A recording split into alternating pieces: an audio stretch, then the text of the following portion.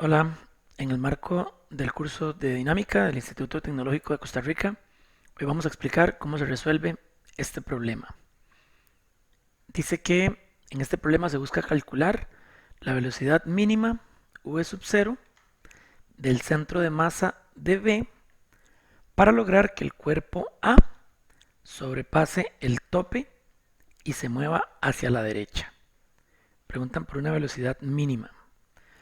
Tanto A como B son cilindros de radio R, de peso W. El cilindro A está inicialmente en reposo, este.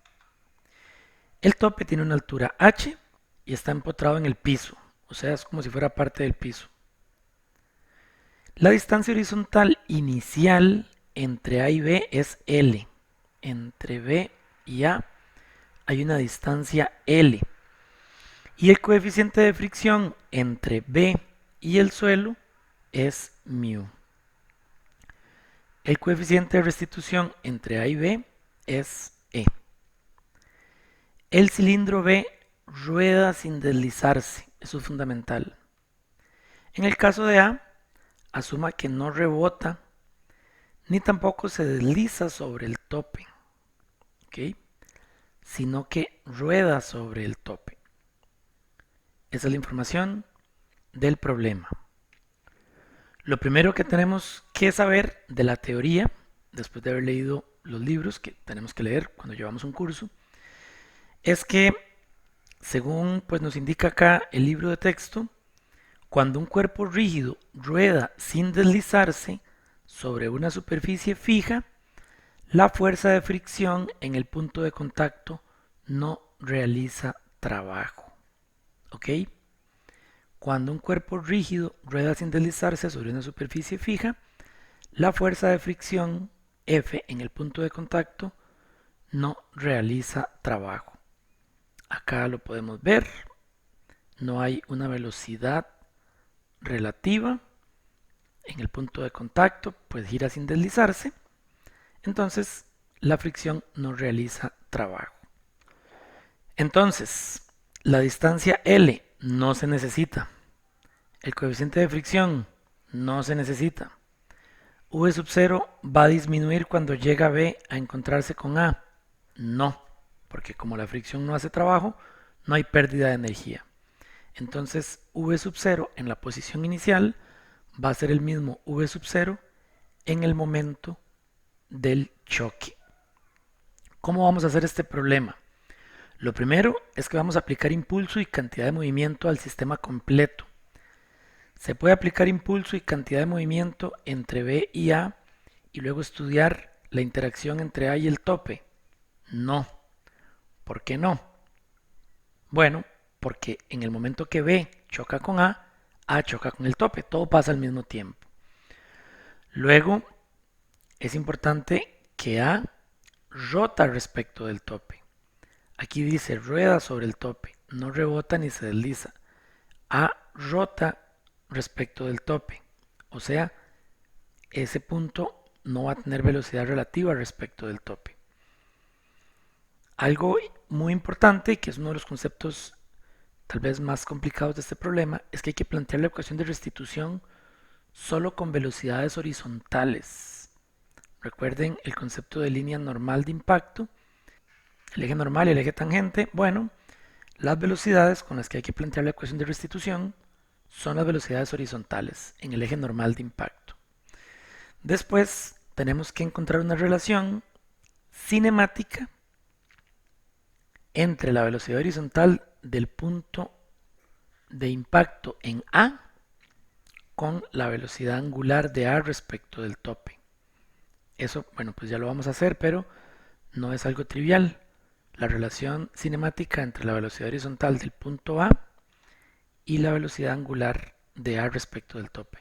Hay que recordar que en impacto de cuerpos rígidos, la ecuación de restitución se cumple para el punto de impacto, no para los centros de masa. Después vamos a utilizar energía para determinar el omega, que hace que A logre subir, como queremos un V sub 0 mínimo. Entonces hay que buscar el omega que haga que A llegue hasta arriba con una velocidad 0. Con eso obtenemos la velocidad mínima. De esta manera se obtiene el V sub 0.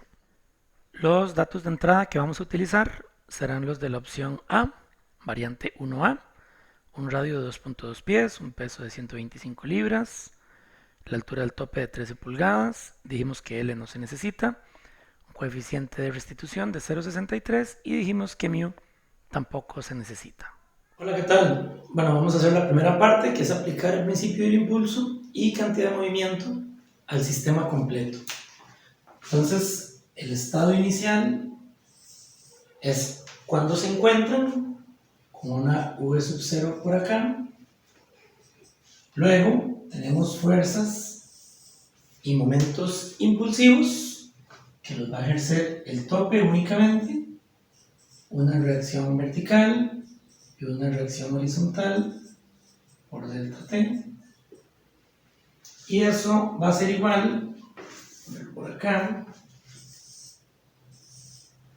al movimiento resultante, que vamos a tener por acá una masa por velocidad, que le vamos a llamar velocidad de V, a la velocidad final de V.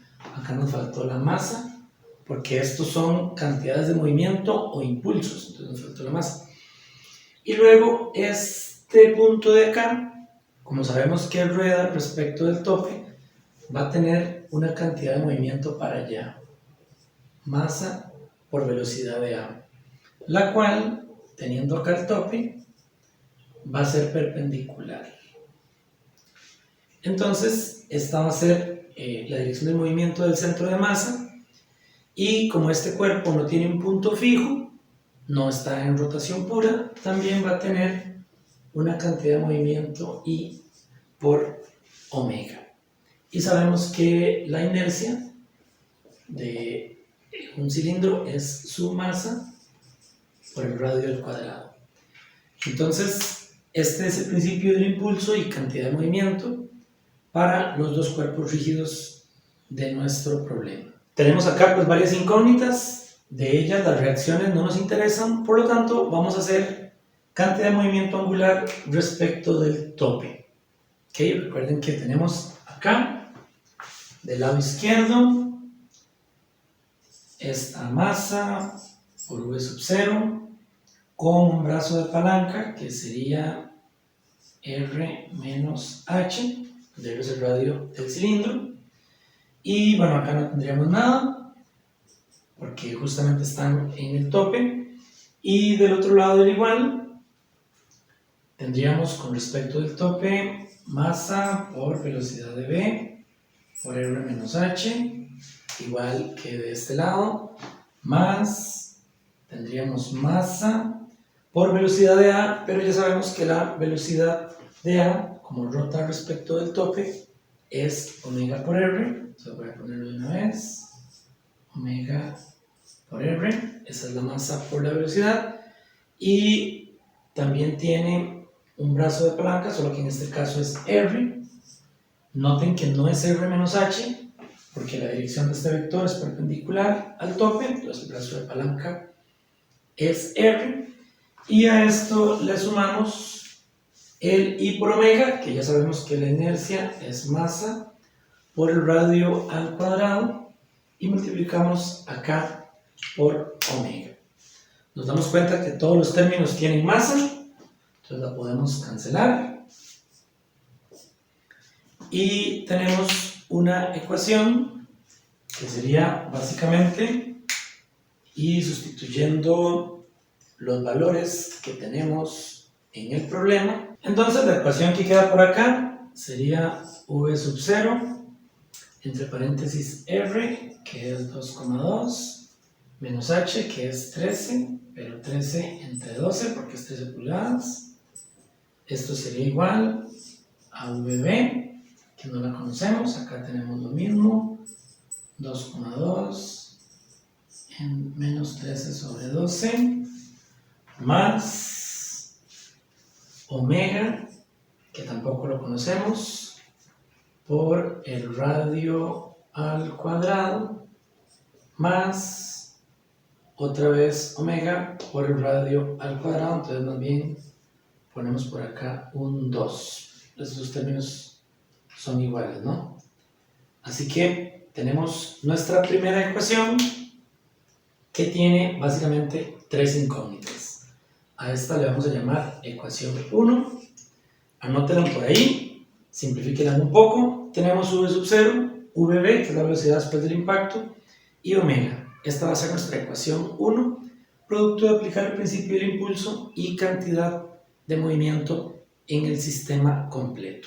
Que si la simplificamos, podemos dividir entre este término todos y decir que tenemos v sub 0 es igual a vb más 8,67 omega. Esta va a ser nuestra ecuación 1. Ahora vamos a estudiar el impacto central directo de los dos cuerpos rígidos. Tenemos por acá v sub 0. Sabemos que este punto es el tope y a este punto de acá, que es el punto donde ocurre el impacto, le voy a llamar h. Entonces tenemos que plantear la ecuación de restitución con las velocidades en el eje normal de impacto. Vamos a tener esta velocidad de h en x, vamos a definir como es usual un eje x hacia la derecha y un eje y hacia arriba. Entonces tenemos que ubicar la velocidad de h horizontal menos la velocidad de este punto horizontal que después del impacto va a ser vb.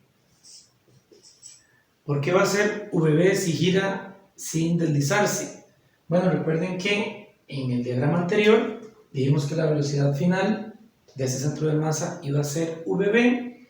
Entonces la velocidad horizontal de este punto también es vb porque él se desplaza de manera horizontal. Va a tener una componente vertical de velocidad que no entra en la ecuación de restitución. Esto es igual al coeficiente de restitución. Luego acá tenemos la velocidad horizontal del punto de impacto, que es v sub 0. El mismo argumento, este punto de acá va a tener una velocidad vertical también, porque gira sin deslizarse antes del impacto, pero solo consideramos las velocidades horizontales, las que están en el eje normal de impacto. Y a eso le restamos la velocidad del punto h antes del impacto, que sabemos que es 0. Lo que tenemos que hacer ahora es un pequeño análisis cinemático para encontrar la velocidad de h, la velocidad tanto horizontal como vertical, sabiendo que solo nos interesa la componente horizontal. Entonces, por acá tenemos al cuerpo A y lo que sabemos de él es que la velocidad en el centro es perpendicular al tope y también vamos a decir que en este punto tenemos una velocidad hx y una velocidad hy. Muy bien, podemos hacer acá una descomposición de este objeto que está en movimiento plano general en una traslación más una rotación. ¿Cuál puede ser un buen punto? Vamos a hacerlo respecto de A, traslación con A y rotación en torno de A. Entonces, si se traslada, estos dos puntos van a tener la misma velocidad que el punto A, que es perpendicular al tope, y si rota respecto a A en esta dirección con una velocidad omega, acá va a tener una componente únicamente vertical. Entonces nos damos cuenta que las componentes horizontales en este punto no hay, por lo tanto VHX tiene que ser exactamente igual a la componente horizontal de esta velocidad que tenemos por acá en el centro del cuerpo A. Así las cosas, nosotros tenemos acá un ángulo que podemos llamar alfa. Si componemos acá el triángulo, podemos calcular ese ángulo alfa, sabiendo que el coseno de alfa va a ser el cateto adyacente, que sería R menos H, entre la hipotenusa, que es R. Y bueno, como recordarán, sabemos que R es 2.2 en pies y H es 13 pulgadas. Luego, ese alfa de acá es este mismo alfa que tenemos por ahí. Entonces ya podemos eliminar esta parte de acá con el análisis que acabamos de hacer y calcular este VH horizontal, que sería simplemente la velocidad de A, que ya sabemos que es omega por R, lo habíamos escrito anteriormente, multiplicada por el coseno de alfa. Por acá tenemos el VHX, se nos pueden cancelar estas R's y entonces esta ecuación que tenemos por acá, con el VHX, lo podemos sustituir por omega por R menos H y tenemos una segunda ecuación que nos relaciona a omega, VB y V sub 0. El coeficiente de restitución recordarán que es 0,63. Entonces vamos a escribir nuestra ecuación número 2. Acá simplemente sustituí el VHX por el omega R menos H. Tenemos menos VB. Y tenemos el 0,63 por el V sub 0. Ahora nada más resolviendo esto de acá, tenemos finalmente la ecuación 2. ¿Qué sería 1,12 omega? Esta expresión. Menos VB igual 0,63 V sub 0. Por el momento llevamos dos ecuaciones con tres incógnitas. Hemos aplicado el principio del impulso y cantidad de movimiento al sistema completo y hemos analizado el impacto central directo. Finalmente vamos a utilizar energía en el estado inicial, que es cuando nuestro cilindro tiene una velocidad perpendicular al tope y eso luego se va a convertir, aquí tenemos el tope y acá tenemos el cilindro, en su estado final donde su velocidad es 0. En el estado inicial, acá tenemos un medio de la masa por la velocidad al cuadrado, que a esta velocidad le llamamos VA. Y también, como es un objeto en movimiento plano general, tenemos por acá un medio de su inercia por omega al cuadrado.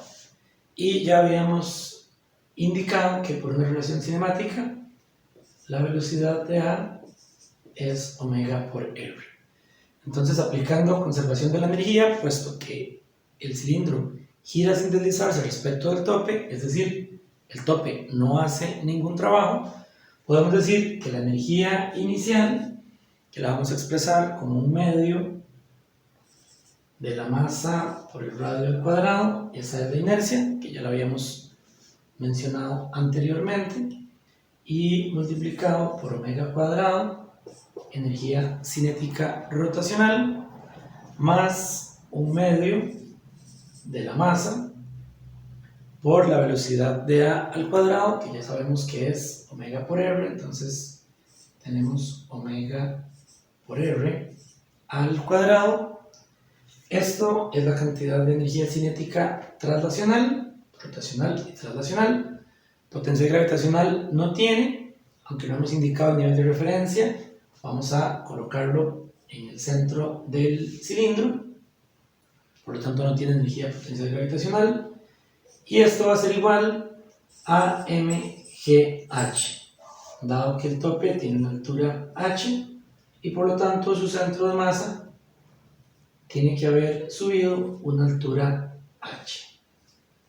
Tenemos todos los datos para calcular esto. Una vez más, se cancelan las masas, no las vamos a necesitar. Conocemos el R, conocemos la gravedad y conocemos la altura. Entonces de acá podemos encontrar directamente omega. Si despejamos correctamente el omega, vamos a obtener que es la raíz de g por h entre R. Colocamos los valores de la variante 1 que estamos trabajando y obtenemos que omega es 2,685 radianes por segundo. Este valor lo podemos ingresar en las ecuaciones 1 y 2 y tener un sistema de ecuaciones con dos ecuaciones y dos incógnitas y poder obtener el v sub 0 que se nos solicita. Por acá he colocado la ecuación 1 y la ecuación 2, las reorganicé un poco y sustituí el valor de omega. Acá pues podemos resolver o simplemente podemos sumarlas sin siquiera hacer un sistema de ecuaciones para que se cancele v sub b, que no la queremos encontrar, y determinar directamente v sub 0.